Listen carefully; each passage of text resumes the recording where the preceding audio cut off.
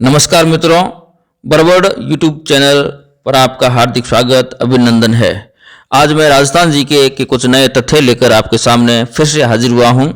देखिए मित्रों, मैं रोइड़ा वृक्ष के बारे में बात करूंगा जो अक्सर परीक्षा में पूछा जाता है। रोइड़े के लिए वनस्पति का नाम है टिकोमेला अंडुलेटा नाम है। टिकोमेला अंडुलेटा जो रोइड़े का वैज्ञानिक नाम है, कई बार परीक्षा में पूछा जाता है।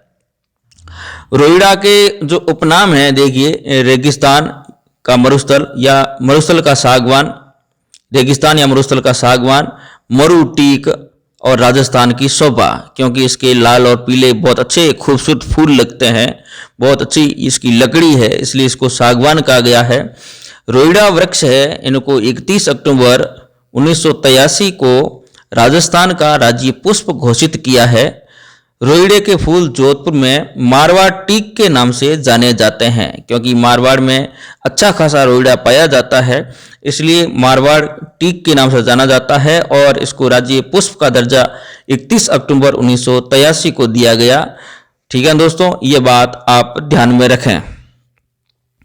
आगे मैं बात करूं इस रोइड़े के बारे में ही, इसकी लकड़ी के बारे में। इसकी लकड़ी से फर्नीचर बनते हैं दोस्तों।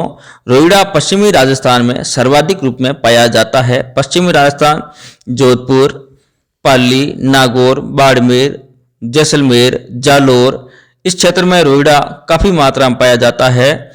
जरविल नामक चूहे से रोइड़ा वृक्ष को सर्वाधिक नुकसान पहुंच रहा है। यह चूहा है जिसका नाम है जरविल। ध्यान रखना, बहुत अच्छा प्रश्न है, परीक्षा में पूछा जा सकता है।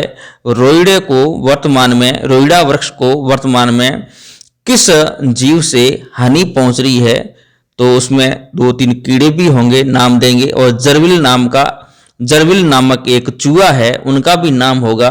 तो दोस्तों इनको याद रखें, जरविल नामक चूहे से रोइड़ा वृक्ष को सर्वाधिक नुकसान पहुंच रहा है। आगे मैं बात करूं राजस्थान का राज्य पशु चिंकारा के बारे में बात करूं तो इसका वैज्ञानिक नाम है गजेला बनेटी। ध्यान में रखें, कई बार परीक्षा में ये आया हुआ क्वेश्चन है, गजेला बनेटी। यह एंटीलोप प्रजाति का स्तनपायी जानवर है। इसकी जो प्रजाति है एंटीलोप है, और 22 मई 1981 ईस्वी को राजस्थान का राज्य पशु घोषित किया है। बहुत ही अच्छा क्वेश्चन बनता है, और वन्य जीव एवं पर्यावरण समूह से एक प्रश्न राजस्थान जीके पोर्शन में जरूर आता है दोस्तों, ध्यान में रखें। जो चिंकारा है, इनको राज्य पशु घोषित किया है 22 मई 1981 को राज्य पशु घोषित किया है। राष्ट्रीय मरु उद्यान व नारगढ़ अभ्यारण्य में चिंकारा काफी संख्या में विचरण करते हैं। राष्ट्रीय मरु उद्यान जो बाड़मेर, जैसलमेर और नारगढ़ अभ्यारण्य में चिंकारा काफी मात्रा में विचरण करते हैं, इसका ध्यान में रखें। आगे मैं बात करूं गोडावण पक्षी के बारे में दोस्तों, जो राजकीय पक्षी है, राजस्थान का राजकीय पक्षी गोडावण है। इनके बारे में बात करूं तो इनका जो वैज्ञानिक नाम है दोस्तों, ध्यान रखें, क्राइटिस नाइग्रेसेप्स, ये इनका वैज्ञानिक नाम है दोस्तों। कई बार वैज्ञानिक नाम पूछा जाता है। उपनाम गोडावण का सोन चिड़िया भी है, गुदनमेर भी है, हुकना भी है, ग्रेट इंडियन बस्टर्ड है, माल मोरडी है जो अजमेर में पाया जाता है दोस्तों। ये जो हुकना नाम है, ये कई बार परीक्षा में पूछा है, माल मोरडी भी कई बार पूछा है। तो गोडावण के उपनाम पूछ सकते हैं, सोन चिड़िया, गुदनमेर, हुकना, ग्रेट इंडियन बस्टर्ड, माल मोरडी। 1981 में इसे राजस्थान का राज्य पक्षी घोषित किया गया। 1981 में दोस्तों ध्यान रखें। 1 नवंबर 1980 को गोडावण पर ₹2.30 का डाक टिकट जारी किया गया, ये भी आप ध्यान में रखें। राजस्थान में गोडावण मुख्यतः मरु उद्यान जैसलमेर, शौकलिया, अजमेर और सौरसन 12 में पाया जाता है। यह सवाल कई बार परीक्षा में पूछा गया। गोडावण की स्थली पूछी गई है तो 3 जगह ऐसी है जहां गोडावण पाया जाता है। पहला है फर्स्ट नंबर पे मरु उद्यान जैसलमेर में दोस्तों, ध्यान रखें। दूसरा है शौकलिया अजमेर में। तीसरा है सौरसन 12।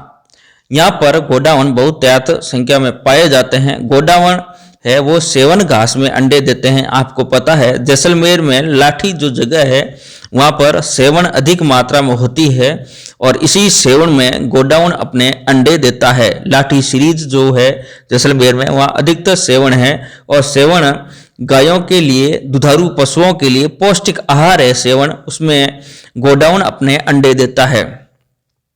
आगे दोस्तों गोडाउन का प्रिय भोजन है वो तारा मीरा है। तारा मीरा जो एक रायड़ा होता है वैसा ही एक तारा मीरा होता है, वो इनका प्रिय भोजन है। वर्तमान में पूरे विश्व में लगभग 200 गोडाउन बचे हैं, ये आंकड़ा है, जिसमें से 90% से अधिक राजस्थान में गोडाउन है। पूरे विश्व की बात करें तो यह रेड डाटा बुक्स में इनका नाम दर्ज हो गया है। यह विलुप्त के कगार पर है दोस्तों, गोडाउन को बचाना है। गोडाउन हमारा राजकीय पक्षी है राजस्थान का। पूरे विश्व में 200 ही ये बचे हैं और 90% गोडाउन है वो राजस्थान में पाए जाते हैं। आगे मैं बात करूं इनके बारे में, गोडाउन के बारे में, इसमें एक प्रोजेक्ट चलाया गया, प्रोजेक्ट ग्रेट इंडियन बस्टर्ड। इनके बचाव के लिए प्रोजेक्ट चलाया गया ग्रेट इंडियन बस्टर्ड, जो 5 जून 2013 को गोडाउन के संरक्षण के लिए राष्ट्रीय मरु उद्यान जैसलमेर में इस प्रोजेक्ट को लॉन्च किया। राष्ट्रीय मरु उद्यान जैसलमेर में दोस्तों इस प्रोजेक्ट को लॉन्च किया गया। प्रोजेक्ट बस्टर्ड लॉन्च करने वाला राजस्थान देश का पहला राज्य है दोस्तों, ध्यान में रखें। गोडाउन के संरक्षण हेतु भारत सरकार, भारतीय वन्य जीव संस्थान, राज्य सरकार के बीच त्रिपक्षीय करार के तहत जैसलमेर के सम क्षेत्र में जो जगह है, जैसलमेर की तहसील है सम, वहां उस क्षेत्र में गोडाउन कृत्रिम प्रजनन सेंटर, ध्यान रखें, जो गोडाउन का कृत्रिम प्रजनन सेंटर है जैसलमेर के सम क्षेत्र में बनाया गया है। बहुत ही महत्वपूर्ण क्वेश्चन है दोस्तों, परीक्षा में आने लायक है, पूछ सकते हैं गोडाउन का कृत्रिम प्रजनन सेंटर राजस्थान में किस जगह पर है, तो सम क्षेत्र आप ध्यान रखें। रामदेवरा में भी ग्रेट इंडियन बस्टर्ड का collection head and hatching centre बनाया गया है। रामदेवरा पोखरण के पास बाबा रामदेव जी का रामदेवरा रुनेजा, यहाँ great Indian bustard egg collection and hatching centre बनाया गया दोस्तों, ध्यान रखें। इसके तहत 12 के सोर्सन में भी एक कैप्टिव ब्रीडिंग सेंटर भी बनाया गया है। तो 3 जगह ही गोडाउन है अपने जैसलमेर और सौकलिया अजमेर और 12, ठीक है ना। तो 12 है, 12 में भी कैप्टिव ब्रीडिंग सेंटर भी बनाया गया है दोस्तों, ध्यान रखें। आगे मैं बात करूं गोडाउन के बारे में दोस्तों, गोडाउन से संबंधित एक भी प्रश्न बाहर नहीं रहना चाहिए। गोडाउन की संख्या घटने के मुख्य कारण क्या है? गोडाउन उड़ने वाले पक्षियों में सबसे भारी पक्षी है, एक बात तो यह है, इसलिए ज्यादा ऊंचाई पर यह उड़ नहीं सकता।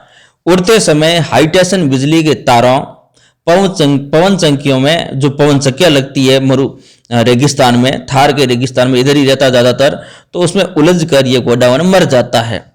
मादा गोडाउन एक बार में एक ही अंडा देती है, ये बात भी ध्यान रखें, ये मुख्य कारण है, क्योंकि यह मादा गोडाउन है अपने जीवन में एक बार ही अंडा देती है, तो उसमें प्रजनन क्षमता कम होती है या उनकी जो संतान आगे बढ़ नहीं पाती है और वे बिना घोंसले जमीन पर ही अंडे देते हैं, जो सुरक्षित नहीं होते हैं, दूसरे जो जीव है उनके अंडों को खा जाते हैं, जो कृषि कार्यों के दौरान जंगली कुत्तों द्वारा नष्ट कर दिया जाता है। यह गोडाउन के घटने के मुख्य कारण है दोस्तों, ध्यान में रखें। आगे मैं गोडाउन के बारे में बात करूं तो गोडाउन प्रवासी पक्षियों की संरक्षण सूची में शामिल कर लिया गया है। संयुक्त राष्ट्र पर्यावरण कार्यक्रम के तहत गांधीनगर गुजरात में 15 से 22 फरवरी 2020 को आयोजित 13वें कोप शिखर सम्मेलन एशियाई हाथी, गोडाउन और बंगाल फ्लोरिन के विलुप्त हो रहे जीवों की अंतर्राष्ट्रीय सूची में प्रवासी प्रजातियों के संरक्षण में शामिल कर लिया गया है, CMS में शामिल कर लिया गया है। अब कब किया है दोस्तों? 13वें कोप शिखर सम्मेलन में कब हुआ था? फरवरी 2020, 15 से 22 के बीच में हुआ था, ठीक है ना। हुआ कहाँ? गांधीनगर गुजरात में हुआ था। संयुक्त राष्ट्र पर्यावरण संरक्षण के तहत गांधीनगर गुजरात में यह इनको CMS में शामिल कर लिया गया है। इतना ही दोस्तों, अगले अगली कक्षा में कुछ नए तथ्य लेकर फिर से हाजिर होऊंगा। तब तक मुझे इजाजत दीजिए। नमस्कार, धन्यवाद।